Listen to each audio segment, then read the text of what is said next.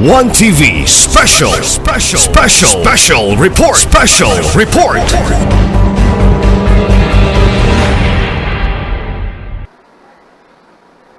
In short, there was an increase in revenues to more or less 700 million pesos.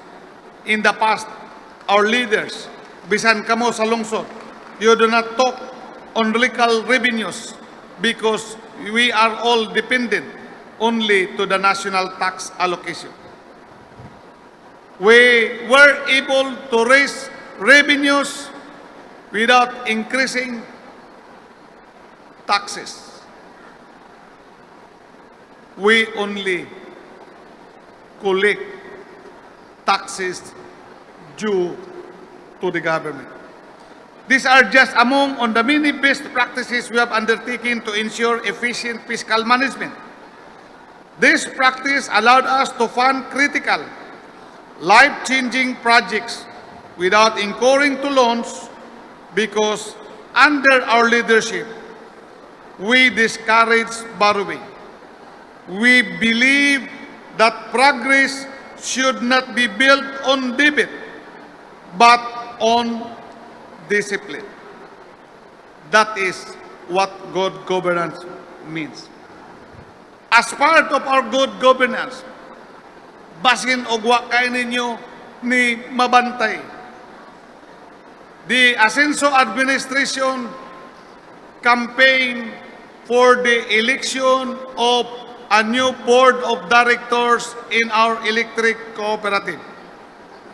With the election of this current board of directors, you remember our power rate before was 17 pesos.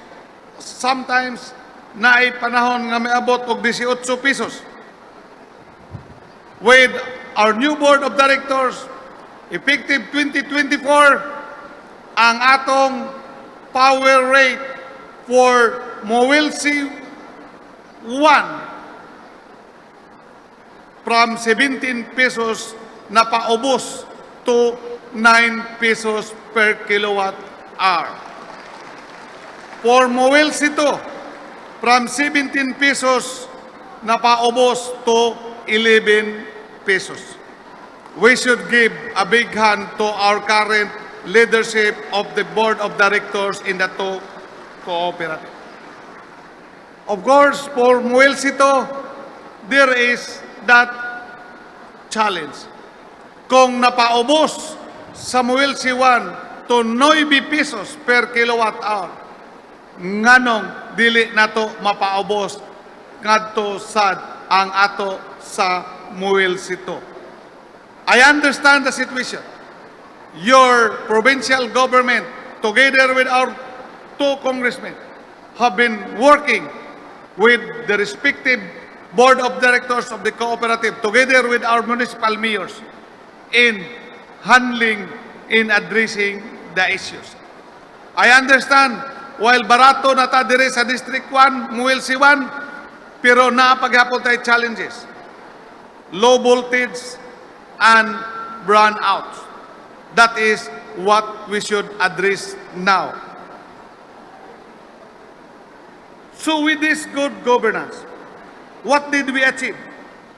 Because of these practices, we were able to implement our flagship programs. Agriculture, Asenso Rice Farmers Poll Assistance Program.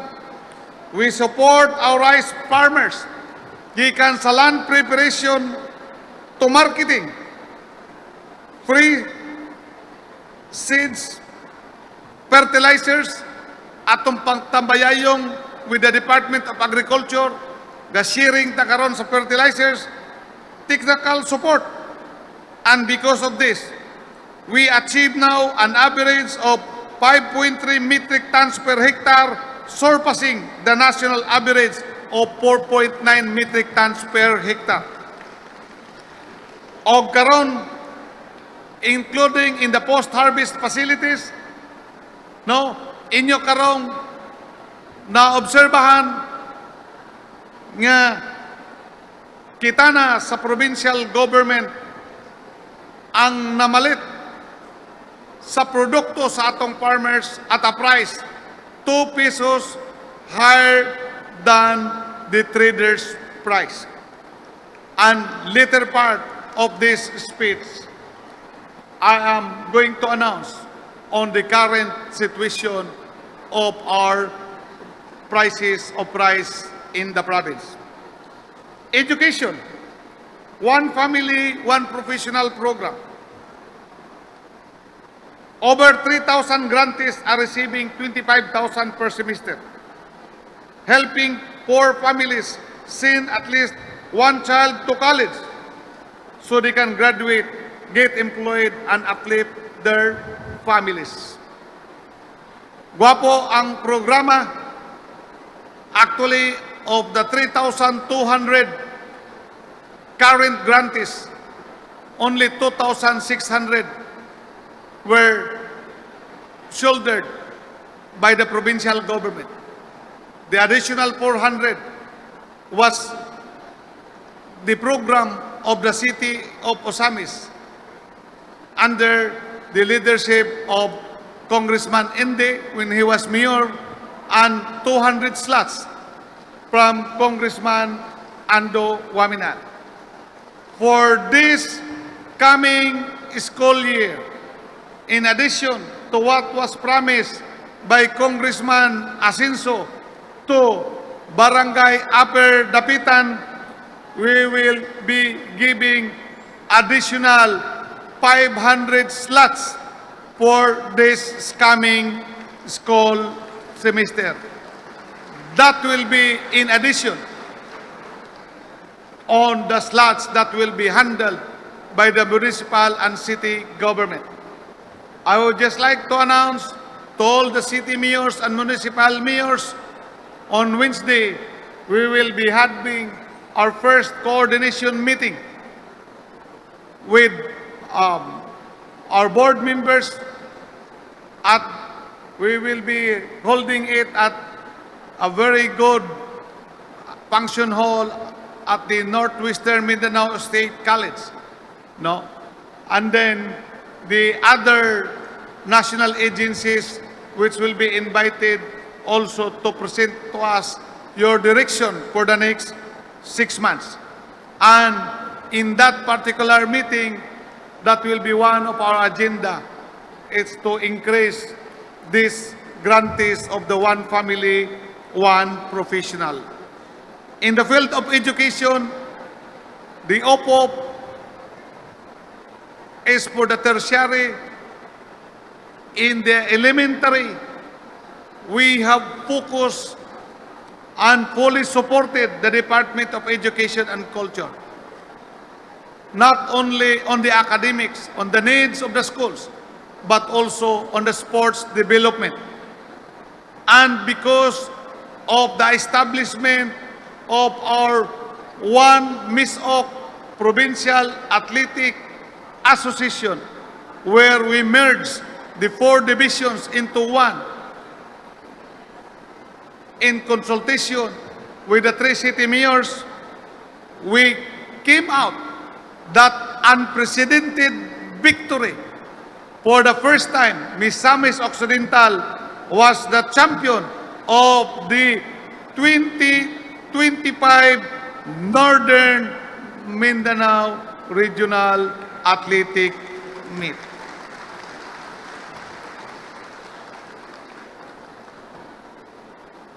Thank you to our division officials of the 4 divisions. Health and social services, free hospitalization, medical center, and cash assistance. As of today, we have over 100,000 Misamisnos have already benefited from our free hospitalization program. And we are building more with the ongoing 1.2 billion Asenso Misamis Occidental Medical Center, now 85.5% complete.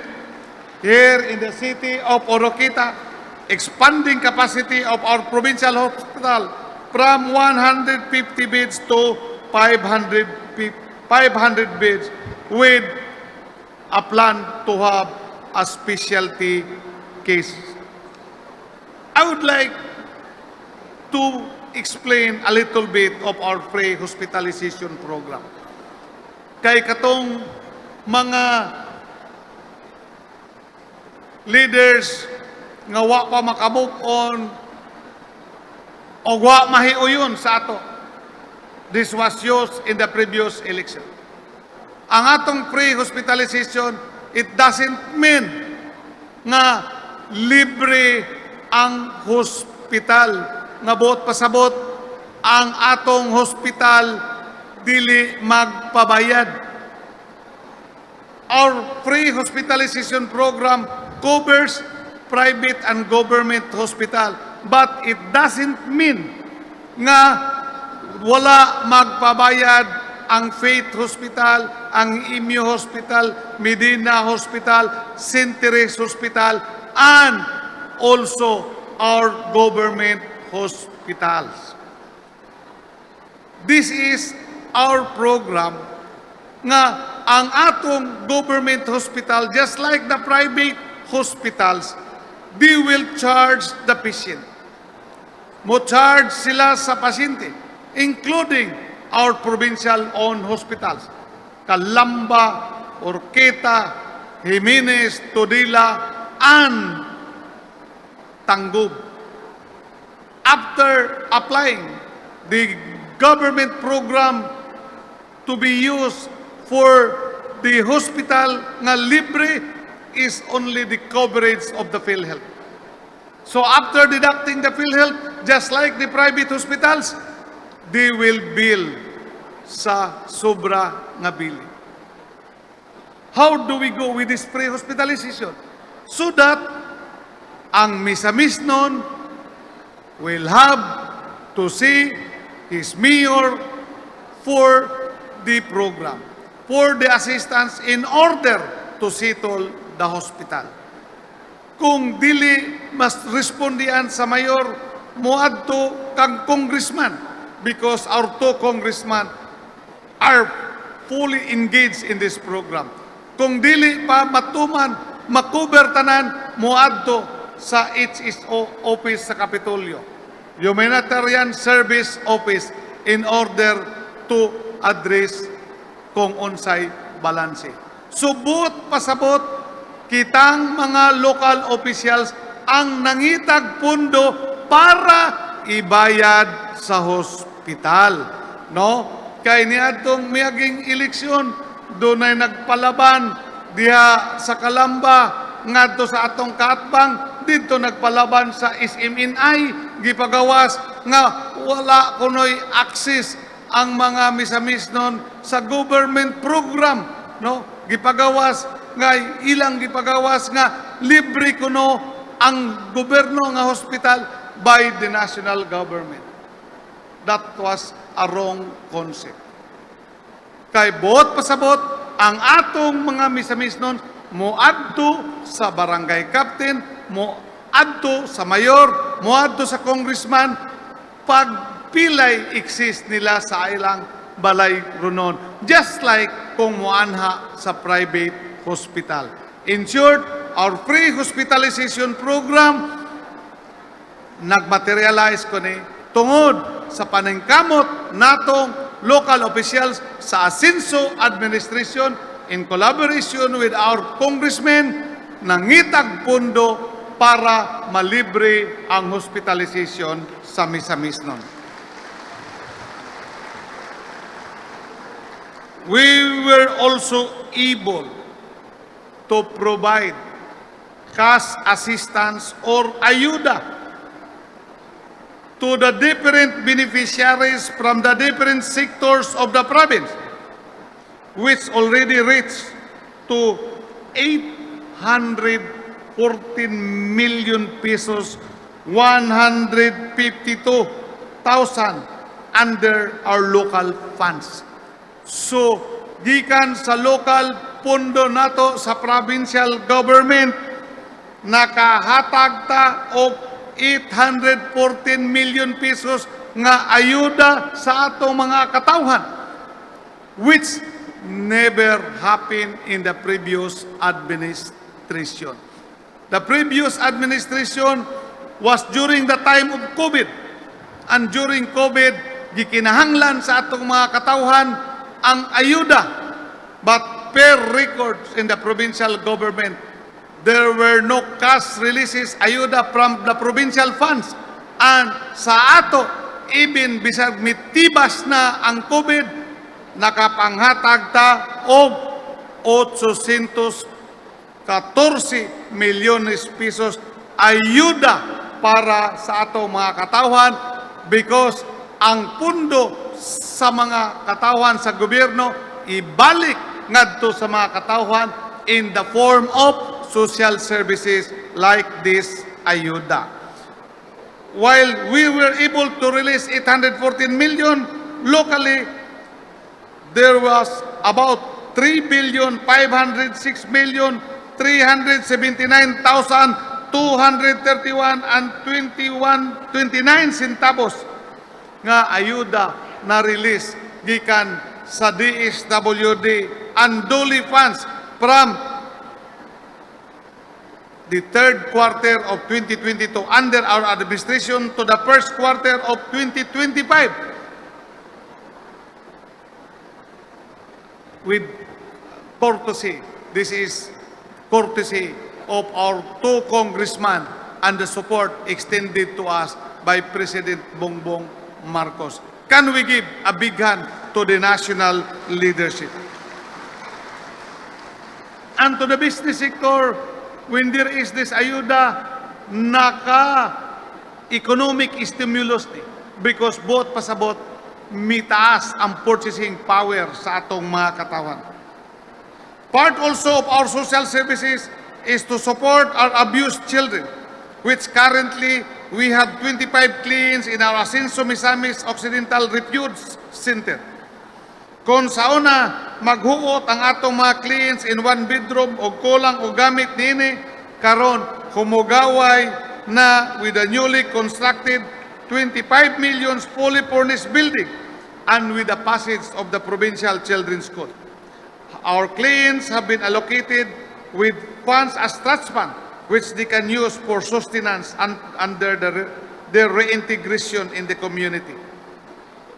Pasalamatan nato ang atong law enforcers, DSWD, judiciary, prosecutor, which all of us through our mandate, nagmatinodanon ta sa atong mandato, then we are able to uphold and protect the interests of our children. We've launched the Asenso in the field of tourism. We've launched the Asenso Global Gardens in Tangkog and the Asenso Misamis Occidental Recreation and Adventure Park, Amurap in Sinacaban, our Maldives-inspired ecotourism destination, now 81.8% complete. We are fast-tracking this completion of the project so that we can fully operate it or partially operate it by the end of the year. Public safety, rescue and patrol vehicles.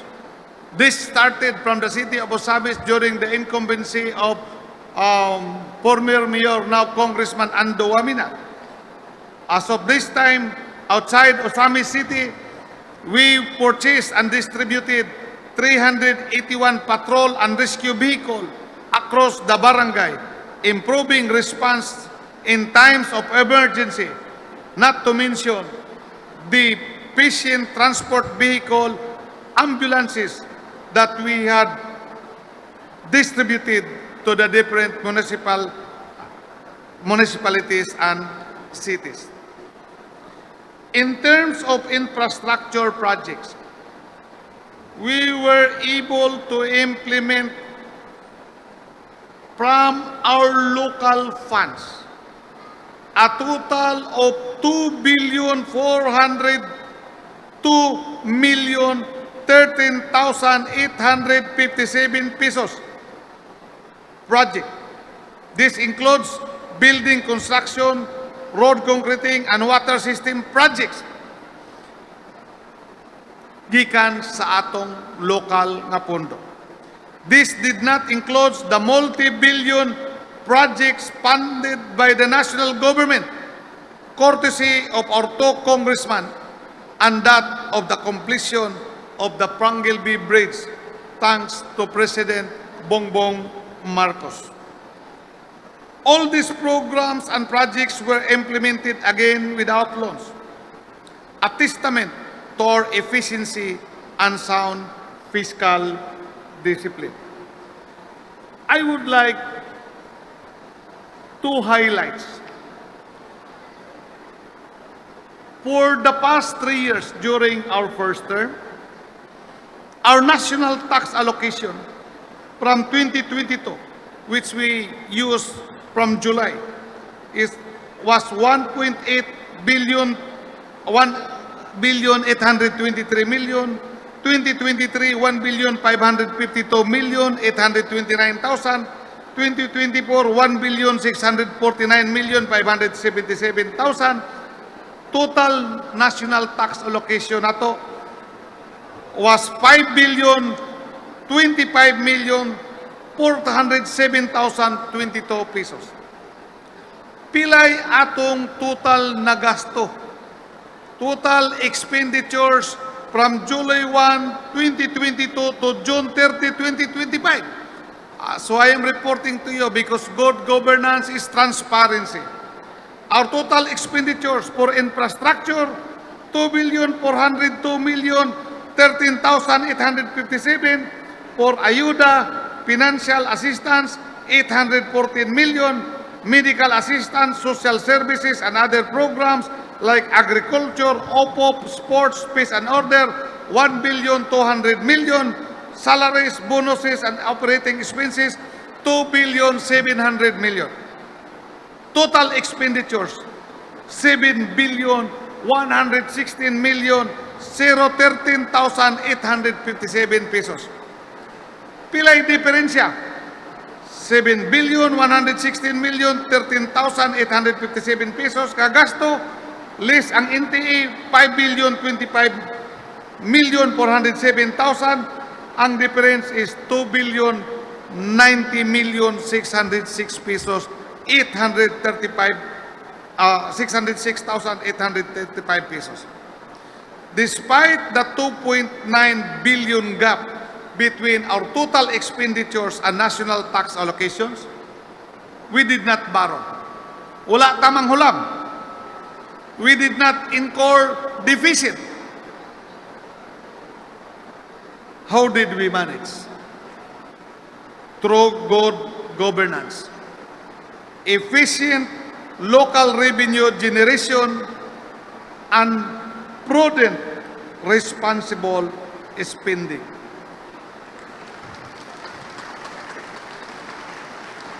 Because of this, we achieved the following milestone nga nakapahimo sa MISAMIS Occidental recognized in the national scene. We were once counted among the top 10 poorest provinces in the country. Usata sa pinakapobre nga probinsya sa tibuok Pilipinas. But today, we have risen. We are no longer on that list of top 10 poorest provinces. That did not happen by chance. It might be a magic according to Congressman ANDO. It happened because of all of us. Because we believe in each other. Because we work as one. And if we call it a miracle, tungod sa pag-ampo o spiritual guidance sa atoang mga partner sa religious sector under the leadership of Archbishop Martin Humuan. Our beloved province is now proudly declared an insurgency province, a feat that speaks to the place, trust and security we've collectively nurtured in our communities. We are not only safer, we are now stronger, more focused, and more united. Thank you to the Philippine Army, the Armed Forces of the Philippines, and to our law enforcers, the Philippine National Police. In economic performance, we have broken records. We are now among the top 5 performing provinces nationwide when it comes to year-on-year growth in locally sourced income, with remarkable 94.74 increase. That is not just a number, it is a sign of real progress, of opportunity, of rising confidence in our future. Our Philippine Statistics Authority, which I believe our provincial head is around, can attest to me because these are their records. We are now also ranked as number 5th highest per capita gross domestic product among 82 provincial economies in the Philippines. Of 15 most progressive province in the Philippines out of 82 provinces, which was never heard before. Karon sa Mindanao, we are now the 4th fastest growing economy and the 9th largest economy overall. And more importantly, we are now reclassified from a second class to a first class province. These are not just statistics.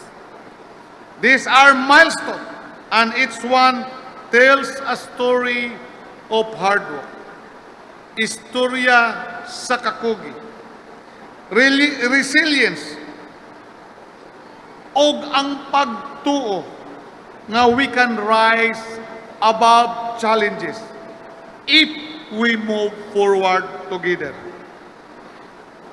Yet, in spite of all this, not everyone is happy.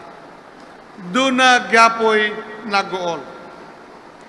There are those who choose to throw stones, who attempt to discredit what we have done by filing a case against us, particularly in the Ombudsman.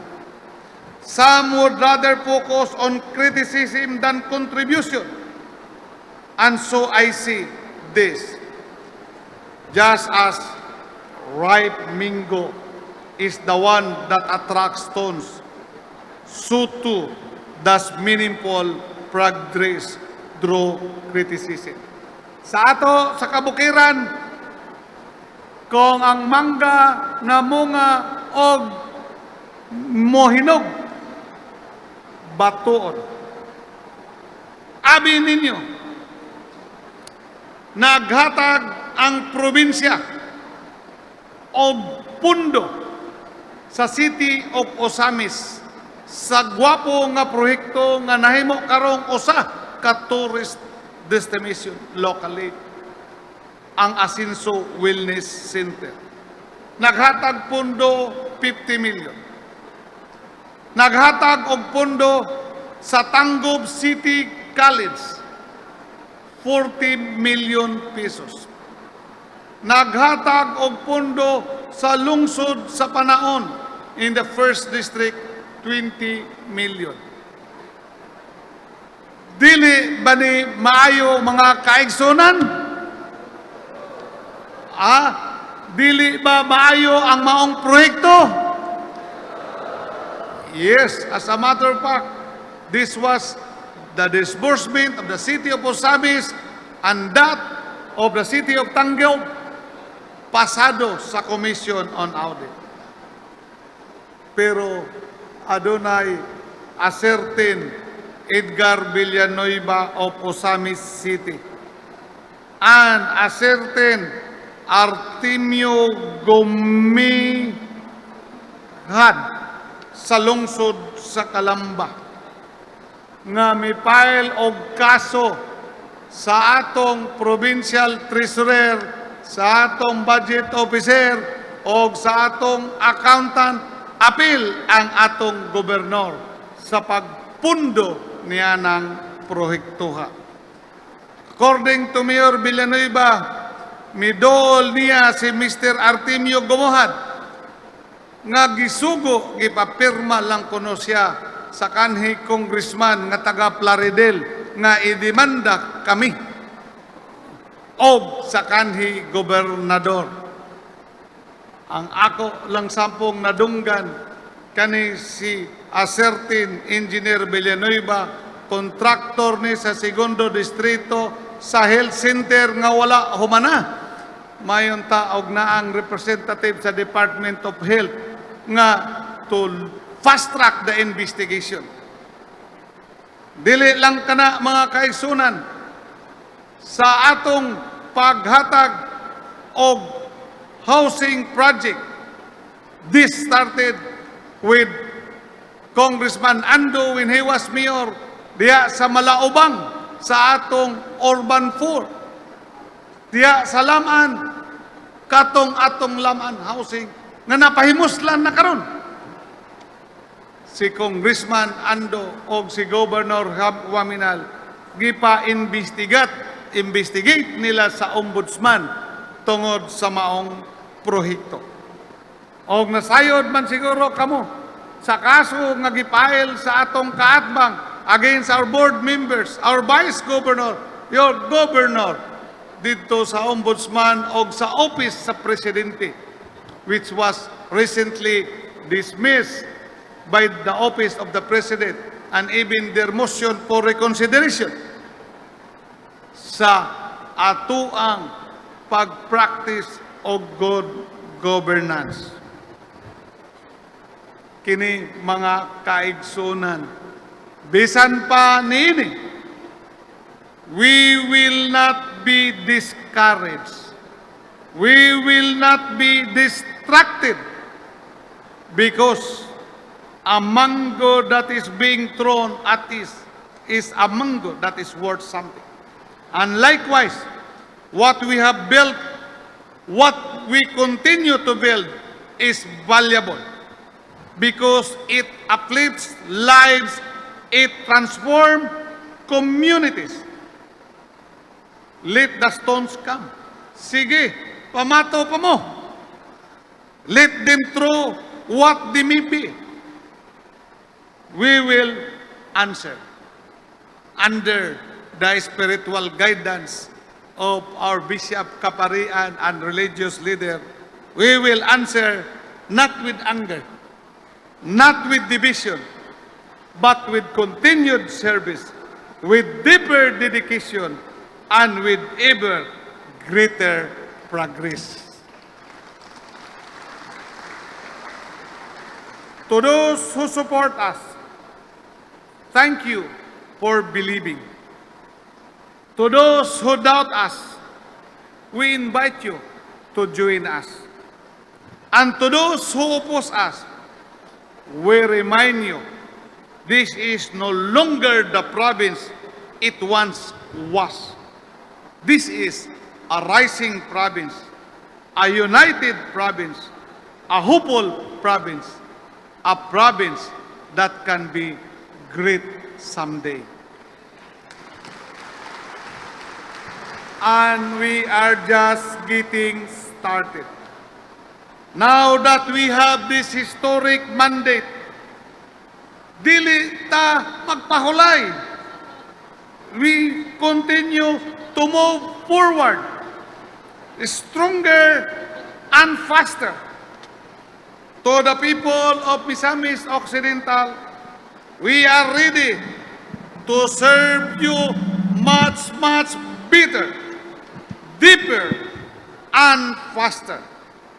We will continue and further strengthen our flagship programs in agriculture, health, education, tourism, and public safety. We will fully operationalize the Asenso rice processing facilities in Bolibol, Oroquita City na natay galingan o bularan libre para sa mga misamis nun na sa Tanggob City for the first district and dire sa Oroquita, second district o Oroquita sa first district. By providing also our people with BBM rice, baratong bugas para sa misamis nun, in support to the program of President Ferdinand Bongbong Marcos Jr. to lower down the prices of rice. And we are the first province in Mindanao to implement cheap BBM rice. We first launched it last year at 43 pesos. Then we down it to 40 pesos for the vulnerable sectors and further lowered it to 30 pesos. And to further ensure accessibility of our BBM rice to the people, we just opened today. Karong adlaw, we opened the Kadiwa centers in Tanggob, Osamis, and Oroquita as our pilot areas, offering a price at 20 pesos per kilo.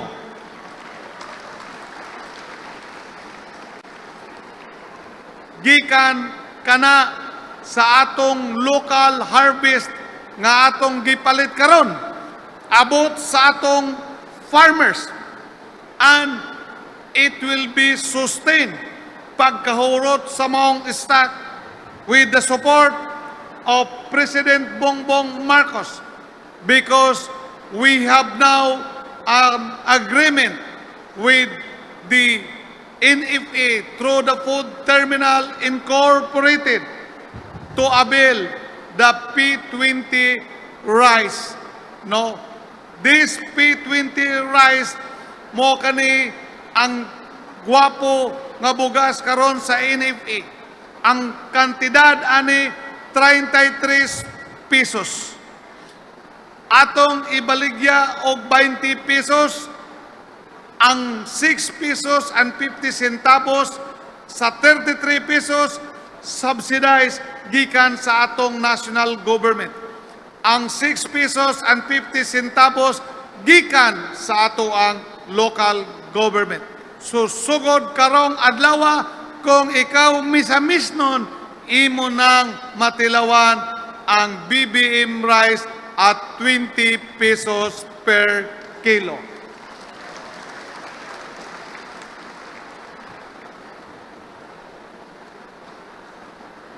Tol misamis nun.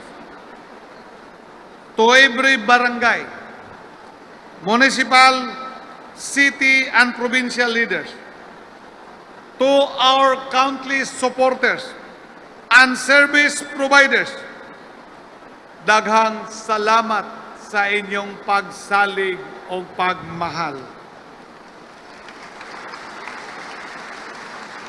The victory is not only overwhelming, it is deeply touching and inspiring.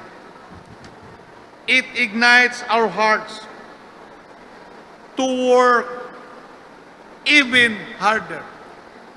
Ato pang dungagan ang atong kakugi o pagtrabaho to fulfill the promise of Asenso Misamis Occidental, where every Misanismon shall live peacefully, progressively, and happily. Our 5M's developmental trust, which is Misamisnon, Magpuyong, Malinawon, Malambon, og malipayon to all our newly elected and re-elected local officials atong pagadumduman. Let us remember, the work is far from over. Our new term is not a time to slow down. It is a time to push forward even harder. Under this united leadership, we are not starting from zero. We are accelerating from momentum and with a full slate of aligned and committed public servants from all levels. And now with the rare opportunity to move one direction with one heart for one MISAMIS Occidental. Let me leave you with this. Together with our provincial officials, Vice Governor Wing, the board members, Congressman Primero, Segundo, and Congressman Asenso, victory is not measured by how many positions we've won, but how many lives we will transform. And together, we will transform thousands. Let us move onward, united in purpose, strong in conviction, and faithful in our service. This faithfulness is anchored under our 5 core values, which is misamis nun, matinahoron, matinodanon, matinabangon, og mahigugmaon, og kauban sa atong mga leaders sa simbahan. Kini gidungagan nga kitang misamis nun, maampuon. Congratulations everyone. Padayon Misamis Occidental, padayon Team Asenso, daghang salamat. Mabuhay ang Misamis Occidental. Asenso! Misamis Occidental! Ladies and gentlemen, the Governor of the Province of Misamis Occidental, Governor Henry Sevilla OAMINAL.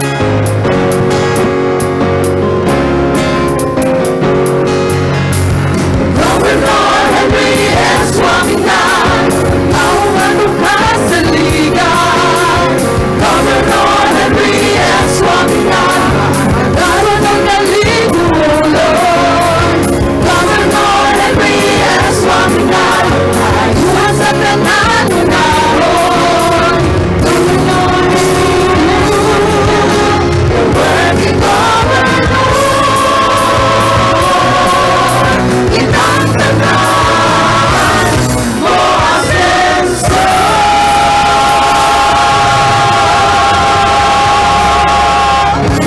Once again, ladies and gentlemen, atong pagpakan Governor Henry S. OAMINAL. Governor, you truly are a blessing, and we are all excited together with your local officials here in the province of Misamis Occidental sa mga umaabot pa in your future endeavors. I believe gipangga yutang tanan, especially ni Governor Henry diri sa Misamis Occidental. And now, we would like to request everyone sa pagtindog as we seal the ceremony with unity and hope. Among gihangyo ang tanan, especially those who are in the bleachers, sa pagkatagamay, and our VIPs here, skatay tagamay mga mama sir, for a dance of unity. And everyone, to show our love and patriotism to the province of Misamis Occidental, we are all required to dance with us. Are we ready, Misamis Occidental? Yeah, right. I so love the energy to seal the ceremony with unity and pride. Ladies and gentlemen, let us all dance and sing Misamis Nun Ko.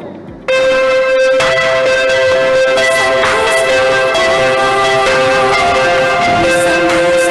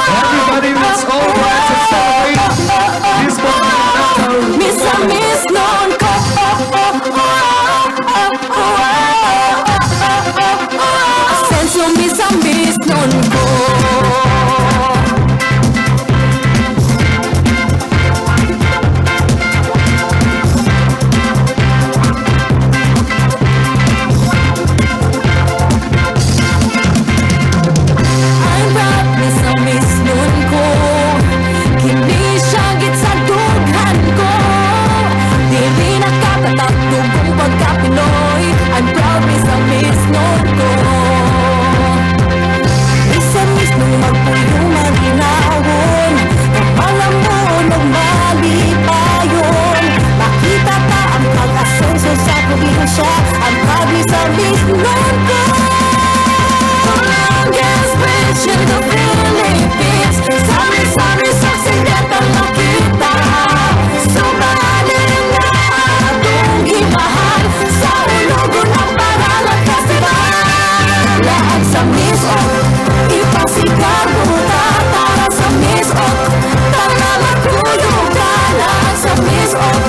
Let's have fun, share and enjoy, tara sa Miso. Lalo na diri sa Miso.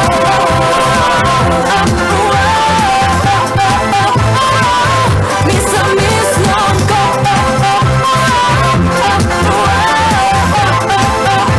Asenso, misamis nun ko.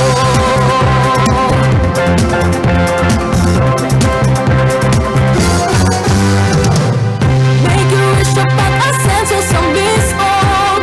Miss Oak will make your dreams come true. Ang negosyo naguna sa turismo, ang pag-misamis nun ko. Uy, kauna kung asa ko padulong, tukong misamis tulak kong ihuhong. Laming pagkaon at itong magpinawan, mga lugar na nindot na aga. Lahat sa Miss Oak, ipasigar buta para sa Miss Oak. Talagang tuyong ka, lahat sa Miss Oak. Let's have fun, share and enjoy, tara sa Miss Oak. Lalo na diri sa Miss Oak.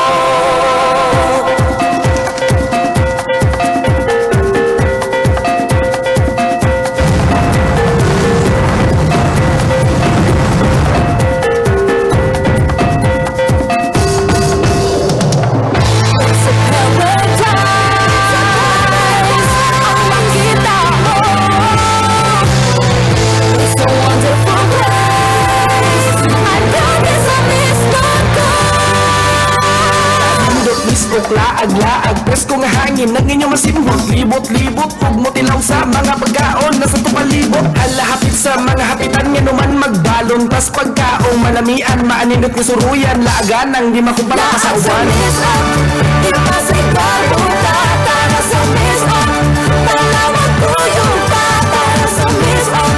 Let's have fun, chill and enjoy, lahat sa Miss Oak. Lalo na diri sa Miss Oak.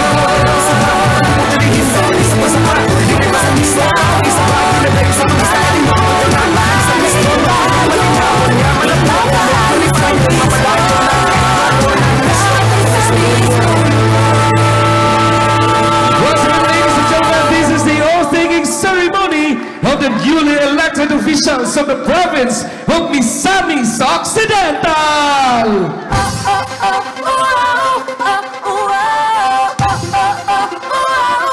Misamis nun Once again, ladies and gentlemen, congratulations to our leaders. This has been the oath-taking ceremony of the newly elected officials of the province of Misamis Occidental.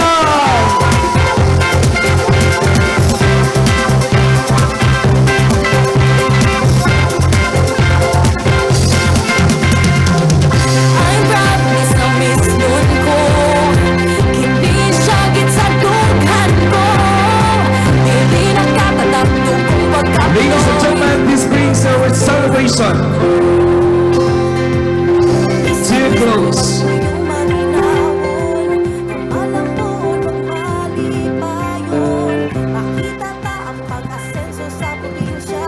Before we will end our celebration today, we'd like to request Governor Hiniusang Mihurar, together with our 3 congressmen, Vice Governor, and board members, to please be here at the center stage for the photo opportunity, together with Archbishop Martin Humuan and our Reverend Fathers who are in attendance with us today.